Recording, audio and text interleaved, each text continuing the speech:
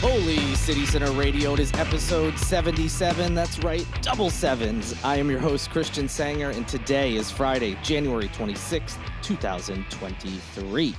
I hope you all had a great week. It's time to wrap up and enjoy your weekend. I hope you've got some fun plans coming up, and stay safe. And yeah, just hope everything's going all right in your world. Thanks for tuning in to Holy City Center Radio. Let's get into it. Murdaugh Mania continues here in Charleston, South Carolina, and beyond. The big case, which is making waves throughout the nation, has continued. So I will say, as a quick caveat, I record these episodes generally the afternoon or evening before they are published. So unfortunately, I'm recording this as today's trial is still ongoing. It's just unfortunately how it has to be. So there could be some information I'm missing that you heard about in other news outlets by the time this publishes. So I apologize for that, but unfortunately, that's just kind of the nature of how this is going to be with this trial, and then the way I have to record things to make sure it releases as I promise on Mondays, Wednesdays, and Fridays. So it's just unfortunately the way it is, but I'll try to get you the most important information. If something happens after I record, you can rest assured that I will include it in the next episode. So I just wanted to put that out there as we continue on. So after several days of trying to find jurors for this case, that finally concluded on Wednesday, and then opening arguments began shortly thereafter. So what happened in those opening statements? There was lots of talks about, obviously theories. Some types of evidence were mentioned, including like gunshot residue that was found, bullets, the type of bullets that were used, and other, you know, it's hard to dive into opening statements because you don't know what's going to actually come out in the rest of the trial and what's going to be confirmed through witnesses and all those kinds of things. All right, but the basics, let's get to that. What are they saying in their opening statements? So defense lawyers said that prosecutors locked in on Alec Murdaugh's guilt from the start, and have spent just a lot of time trying to like put pieces of information. Like they've already, basically the argument was, we believe he did it, and as we continue this investigation, we'll just try to make things fit. That was their basic explanation. They say that the prosecutors are not going to put together a complete picture, and that it is not their client, who committed these murders. They say there's no direct evidence, there's no eyewitnesses, nothing on camera, no fingerprints, et cetera, et cetera. In defense, they were an interesting choice, I thought. They spent a chunk of their opening statement really giving graphic details about the scene where the bodies were found. Maggie Murdaugh, who was 52, her son Paul was 22. Both were found shot, and two guns were used in this crime. And they really gave some gruesome details about what these weapons did to Paul and Maggie, because Paul was shot with a shotgun. And if you've ever, followed any true crime stuff, or, followed trials before, and in this country, of course, with all the mass shootings we have, you sometimes hear what certain weapons, the kind of damage they can cause. And I'll spare the details here. It just seems gratuitous for me to talk about it on the podcast, but they gave some pretty gruesome details about what these weapons did. I thought it was interesting for the defense to point out the gruesomeness of this, unless their plan was to show Alec's response to that. And Alec, while this was going on, of course, put his head down and appeared to be crying and things like that. So maybe that was their plan all along, was be like, oh, look, he's crying. He must be upset because he's lost his wife and son, and this is really difficult to hear. He wouldn't be crying if he did it. But that, it's just weird to me that they bring up those like details and get into so much, of the gory stuff. It would seem like, well, why would you kind of point out like how bad this crime is when it's your client that's being, is on trial for potentially committing these murders? But in any event, that is kind of what they ended up doing with their opening statements. As far as prosecutors, they didn't really give out too much information. In their opening statement, they just kind of sketched out a timeline of what they think happened at the Murdaugh's house. on their Moselle property back on June 7th, 2021. Um, they didn't really get too much into evidence or things like that, but just kind of laid out the general timeline, trying to say that Alec is the one who did this. The prosecution also talked about ammunition cartridges that were found near Maggie's body that had markings that matched other cartridges fired at a range on the property and other locations. So that's, we mentioned that in the last podcast, that they're trying to, say, hey, it looks like these bullets were fired from the same gun that fired these other bullets that are elsewhere on the property, trying to link it to someone in that home or has access to the property. And obviously, Alec is the one that they're going to say is the one who did it. So that's kind of the extent for those, opening arguments. We kind of what you would expect outside of what I said. The defense kind of giving those gory details. That was kind of interesting, like I said. But other than that, that was pretty much the gist of Wednesday. One other piece, actually, now that yeah, sorry, I've got all these notes on the case and trying to remember everything that came up. But one other piece that the prosecution did talk about, they kind of alluded that they were going to show some kind of cell phone data, talking about how Alec Murdaugh, in his statements to police, he's saying that he wasn't around the property at the time, or that he was napping. They claim that the jury's going to hear evidence that shows video of Paul that was recorded at the kennels. They have the dog kennels in the back where the bodies were found. The video was recorded about 8:45 p.m. And says that the video will show that the voices that you hear on that are Paul, Maggie, and Alec. He also claimed that the evidence will show that Alec was at the kennels just 3 minutes before his son's cell phone, quote, locks forever, unquote. So they're also kind of implying they're going to have some information that shows, hey, based on cell phone data, when Paul's phone just kind of stops, no more texting, no more calls, it doesn't move anymore, as far as location data. Alec's phone was there just 3 minutes ago, which is poking holes in the alibi and obviously putting him at the crime scene.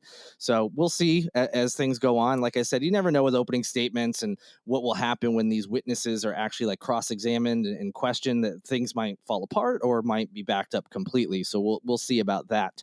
So that moves us to Thursday. On Thursday, witness testimony began. And again, unfortunately, as I'm recording this, it's still going on. So there could be some things that come out that I don't cover in this episode. So I apologize in advance for that. But in any event, during this, witnesses included police officers, first responders. There was also body camera footage that was shown in the court. Now, if you were watching on like a live stream or a court TV or something like that, anytime evidence was presented, whether it was body cam footage or anything else, court rules are that it could not be shown in the media. So all that was covered. You couldn't see the crime scene footage from the body cameras. And part of that, of course, is because it's unfortunately pretty gruesome and has some gory images on it. However, sometimes, if you were watching like a live stream, although you couldn't see the evidence, it was showing Alec or the witness or whatever, and they would stop the video, and although we couldn't see what was on it, they would ask the witness, all right, what are we seeing here? And you would mention one of the bodies, that he could see, and say things like, oh, and there's a lot of blood, and things like that. Again, not as gory as the opening statements, but definitely had portions that were hard to listen to. And I can't even imagine having to see the footage. And every time this footage was being shown, Alec was he seemed to be crying at points. He seemed to be upset. He seemed to be having a hard time. You can be the judge if you've seen it, if you think it's sincere or not. And I'm sure a lot of people have become body language experts during this crime. So I don't know. It's hard for me to say, but so I will just say he appeared to be crying. He appeared to be upset. And that's that. Now, speaking of crying and being upset, one of those witnesses today did say that Alec did not cry when he arrived on the scene. And he was the first officer on the scene. And he said that, yeah, he seemed to be upset, but as far as he could tell, he didn't see Alec cry. He didn't see any tears, anything like that. That witness came from Colleton County Sergeant Daniel Green, and some of his body camera footage was shown during the trial today as well. Um, from what else I saw today and then read in other news outlets about witness testimony up to this point, nothing. I don't think anything too crazy came out. I don't think there was any big revelations, but there was a couple things that I think people will be talking about, and a lot of it has to do with Alec's demeanor and response. Um, for instance, in addition to the first witness saying they hadn't seen Alec crying, despite the fact his wife and child were dead and he found the bodies. Um, so there was that, of course.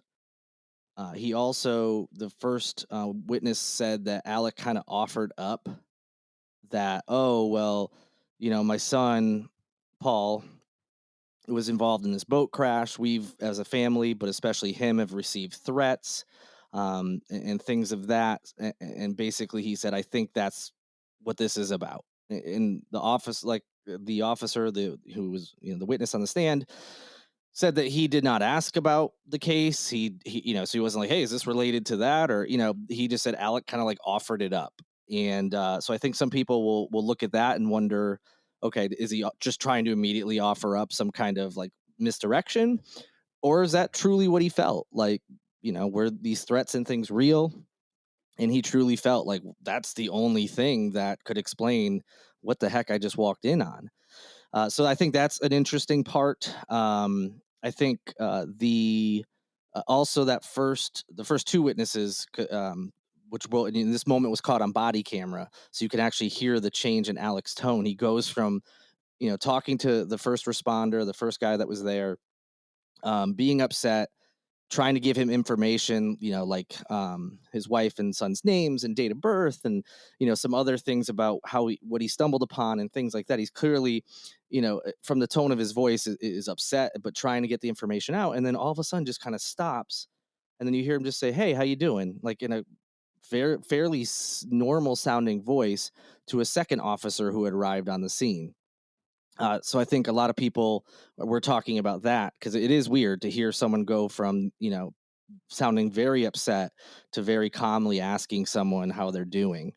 Um, they asked the first responder, you know, to confirm that on the video, and then the second witness was actually the person that Alec was saying hi to.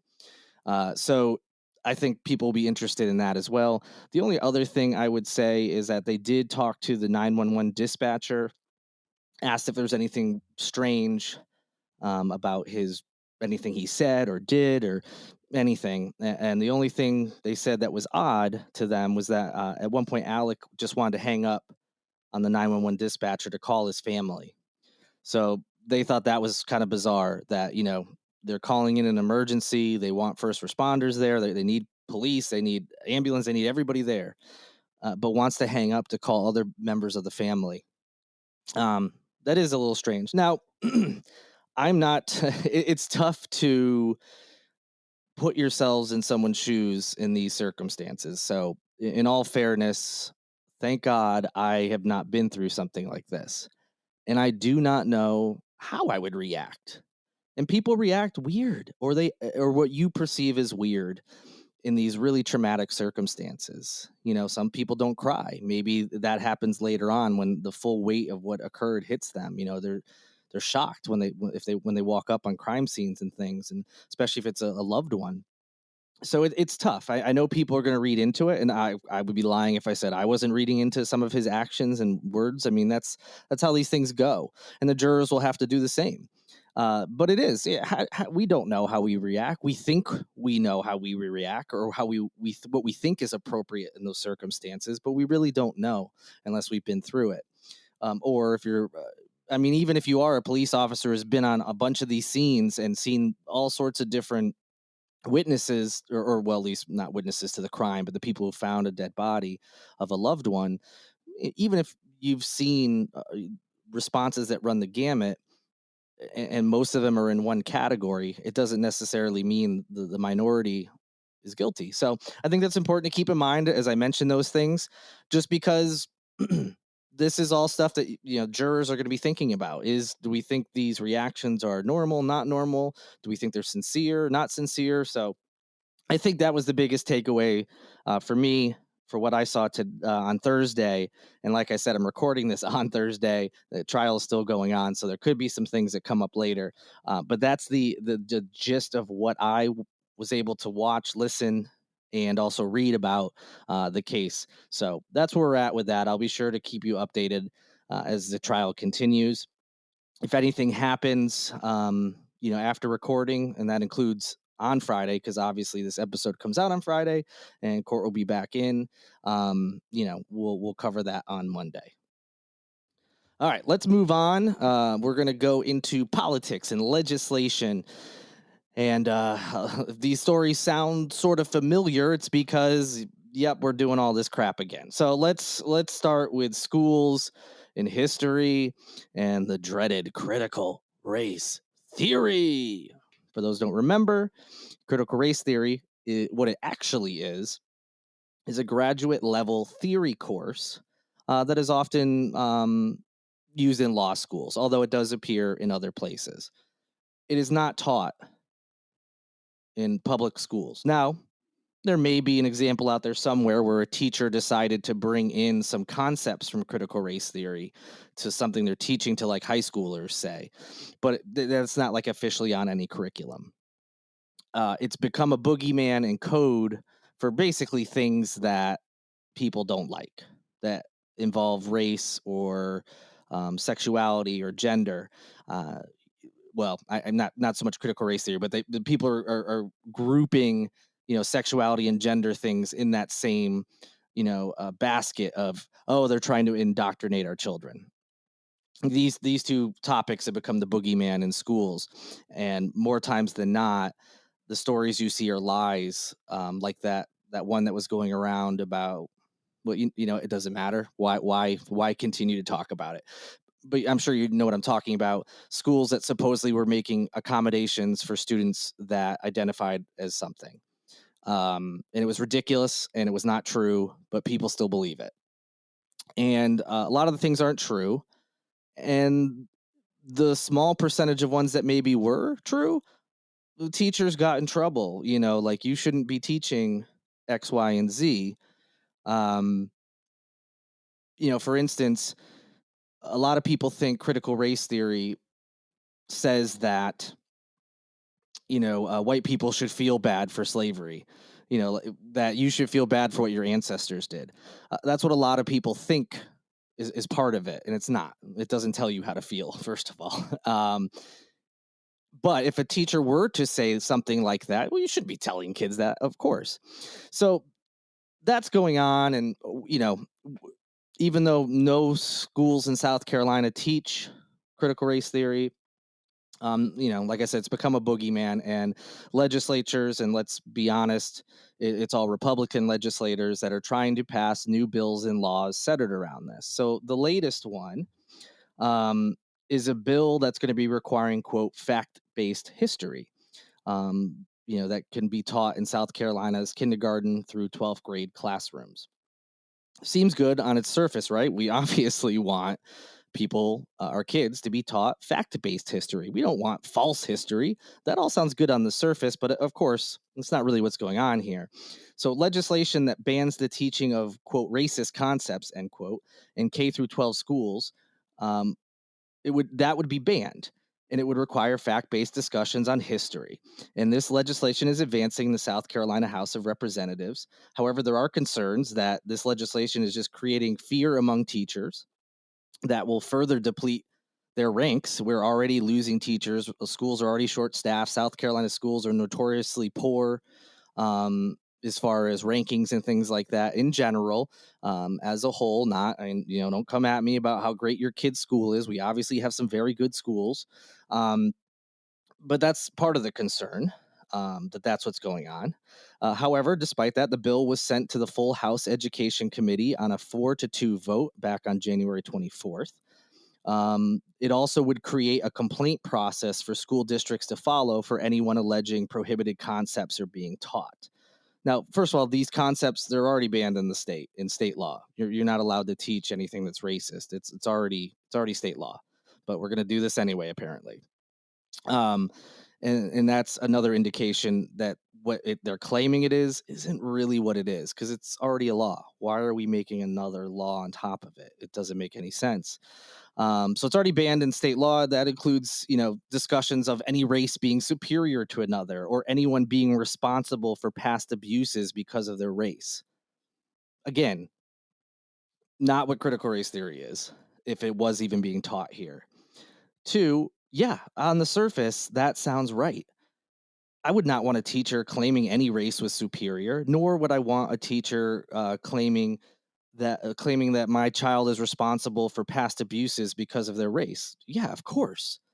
And if that's what's happening in schools, that's bad. Of course, it's not happening in schools. And again, don't come at me. I'm sure there's one or two examples in the entire country where some teacher did do that, and they were punished, I'm sure, or should have been. That's not fact based. That's not accurate history. However, the problem here is that the wordings and the things can be a little vague. And this whole, there's a complaint process. So any parent can complain about something they don't like. Any legislator can say, hey, I heard this school is doing that. What happens when that parent or that legislator have beliefs that are not in line with what actual history is? Who makes that decision at the end? Hypothetically, let's do this. Say a teacher talks about slavery, mentions that, the enslaved people in this country were black, and, people who, trafficked these humans were predominantly white, but not completely. And a kid goes home, and says like, "Oh, I didn't like hearing that white people were predominantly the ones responsible, in this country for enslaving humans. That's awful." Is that parent going to run and complain that because her kid felt bad, even though no one's specifically told that student, "Hey, you should feel bad because you're white and your ancestors may have owned, people." Eh, what are they going to do in those scenarios? What are we going to do when we're talking about the Civil War? There's a big segment of people in this state that still don't believe that one of the real reason and the predominant reason that we went to war with each other was over slavery. What are we going to do when we're teaching the accurate history, and a parent is upset? Well, no, it was really about states' rights, and I read on the internet that whatever. What are we going to do then? That's the problem, is that when true history is being taught, but someone doesn't like it because it doesn't fit the narrative that they were taught when they were younger, when the curriculum wasn't as good, when we didn't have as much research and more things available to us showing the full scope of issues. What are we going to do then? We've lived in a country over the last 5, 6, 7 years with this whole alternative facts thing. You can't have alternative facts. You can't have two sets of facts. So what do we do then? you know, uh, that's what's really part of this. And opponents like myself are seeing this bill as a way to prevent students from learning the ugly parts of the state and nation's history by restricting what our teachers can say. Of course, the sponsors contend the intent is actually the opposite. Again, on the surface, it sounds right. Yeah, we should definitely be teaching kids fact-based history. The problem, though, is who is going to be the arbiter of what is fact-based when there's a big chunk of our population in this state and country that don't believe facts? What are we going to do if a teacher's talking about the 2020 election and says there was no fraud, or says if there was any fraud, any of the fraud that's been found was so insignificant, it wouldn't have changed the election? There's a bunch of people in this country that don't believe that is true. And who's going to be the one who determines what is and what isn't? Is it going to be a bunch of lawmakers? Because a lot of them don't believe that either. It just seems like, although, again, sounds good on the surface, it's going to lead to so many problems. The bill also requires that age and grade appropriate materials. The bill requires that school libraries have age and grade appropriate materials. And opponents have said that's too vague, and I agree.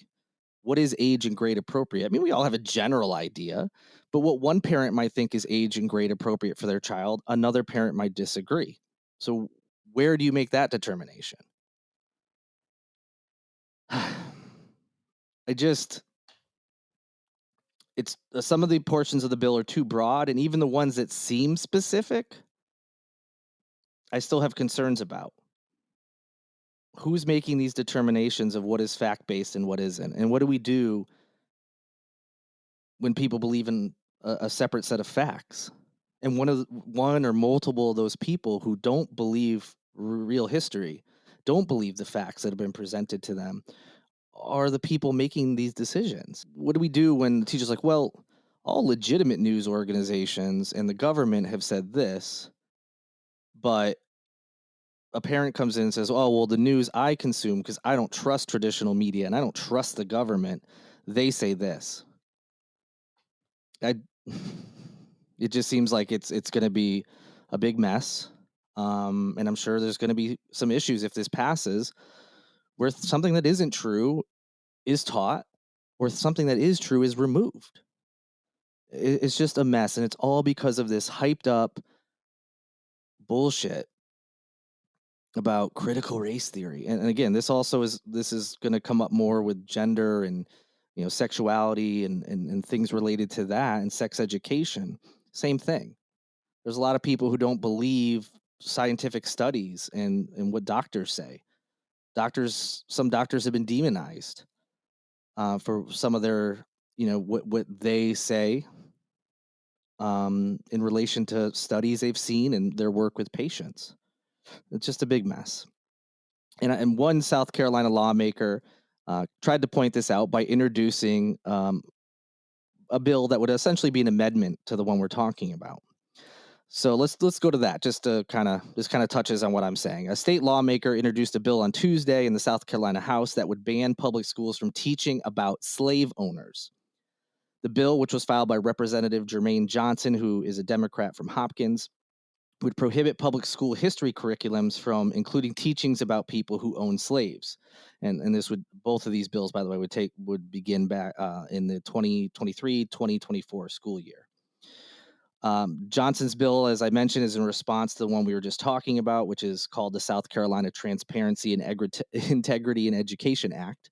Like how the titles of bills also try to sway. Oh yeah, that sounds great. If you don't read it. And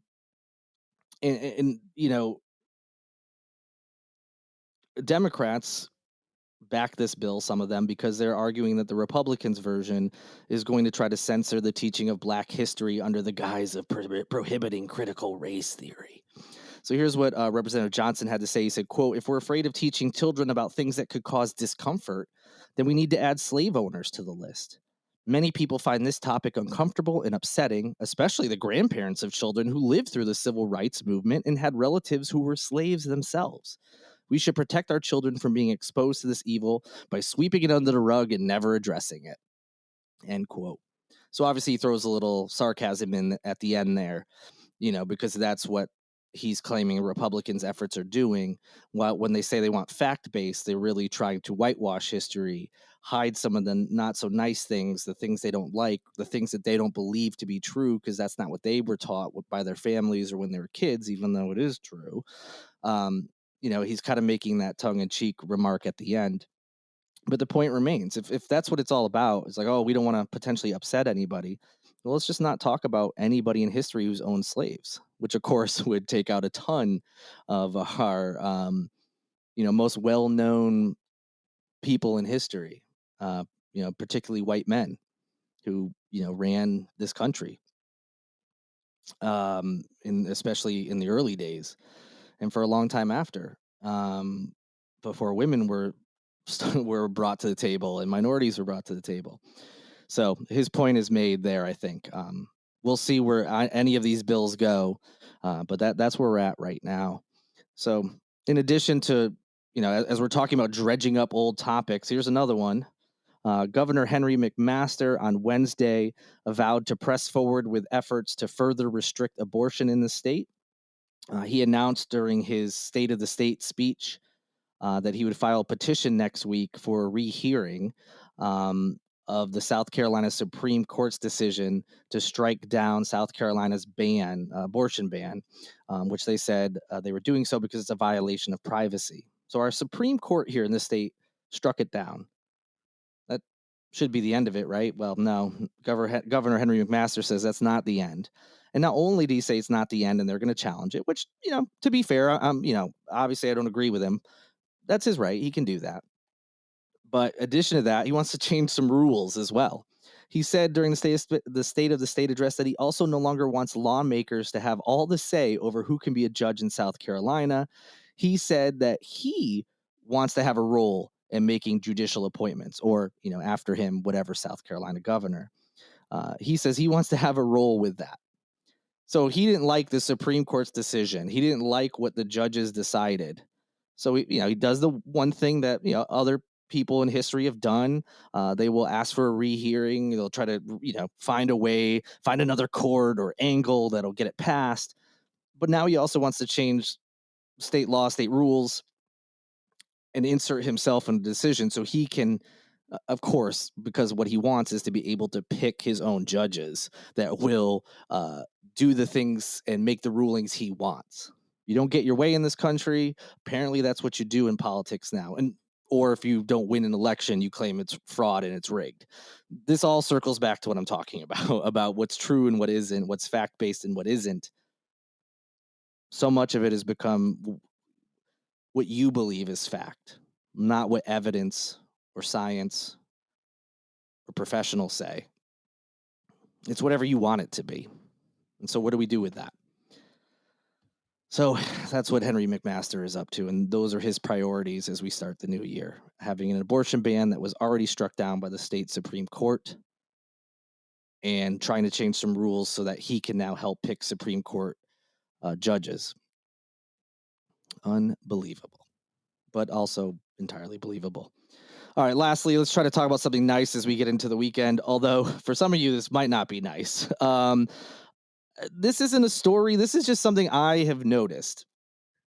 I was talking about a concert to someone who was a little bit younger than me, and they were talking about a concert, and they were like, "Oh yeah, I think they're coming back. This group I want to see. I'm going to look for tickets." And so they get on the internet and they Google whatever the artist name and the venue, and they're like, "Oh my gosh, tickets are crazy."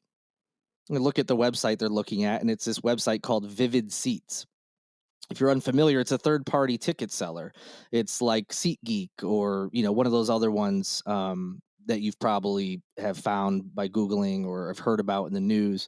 And this is not to say that the direct sales companies like Ticketmaster, Live Nation are good because they're not.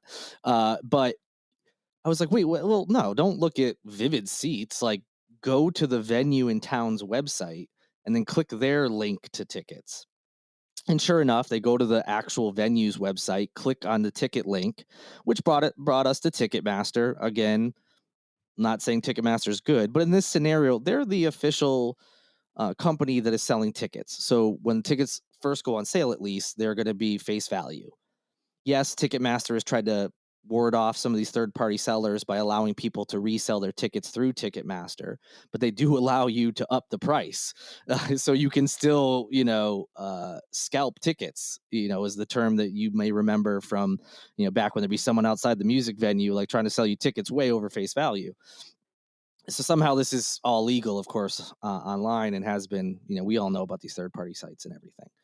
So in any event, my whole point with this was, okay, that was kind of strange. And again, this person was pretty with a good amount younger than me, who I would think, and they're pretty good with technology and things like that. So I would have thought they knew about these third party sellers, and they knew that if you Google a show and the first couple options are third-party ticket sites, like just skip right by those. Like go to the venue or go to the musician or comedian's website, the official sites, click over on the link that they provide. You're likely to find, unless this show is sold out, and so it's all resale, you have a much better chance of finding a face value ticket. I know every once in a while you'll find like some amazing deal on some of these sites like SeatGeek. I know I've seen like baseball tickets on sale for like $1 or something, where someone's just desperate to give away tickets, like make a little bit of money back on some season tickets they bought or something. Um, so there is a chance that you'll find that, but more often than not, those sites are going to have like these insane prices for tickets. And so I was just like, okay, whatever, that's just this person. But since then, I've come across a couple other people who did the same thing, including someone who commented on one of my Instagram posts. I had posted about the Dave Matthews Band coming here, which I talked about in the last podcast. Now, tickets aren't on sale yet.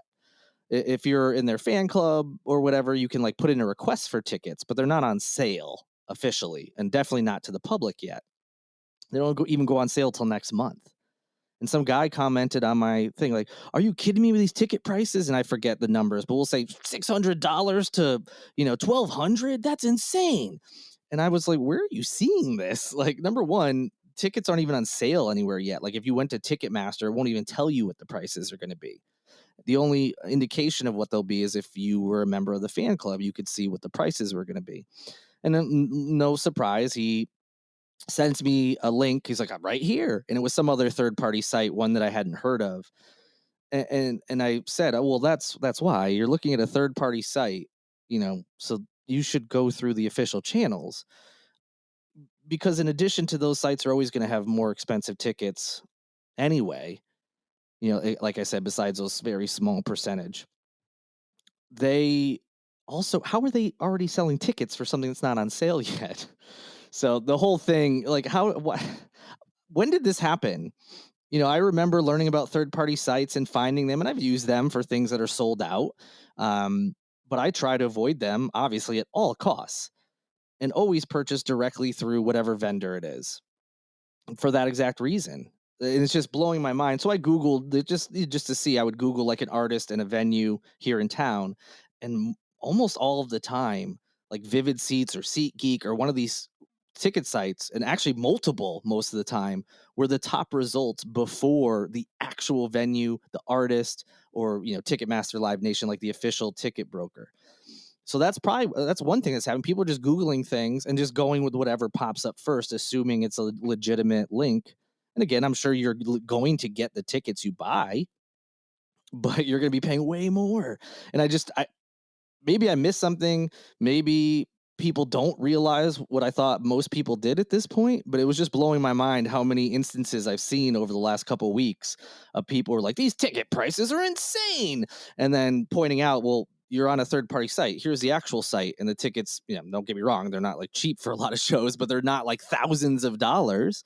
Just really weird. So if you're one of those people, don't use those sites unless you absolutely have to. And even then, try not to, because we don't want these sites around. We want tickets to be as close to face value as humanly possible if you're going to buy them from someone else who's already purchased them. So don't use those sites. If you want to see a show at the music hall, go to charlestonmusichall.com. Use the link that they provide. You can also go to their box office if you want to in person. That also helps you avoid certain ticketing fees too. So there's that. You can make your tickets even cheaper. If you're seeing a show at the Performing Arts Center in North Charleston, go to that website and use the link. Or go to the artist's website.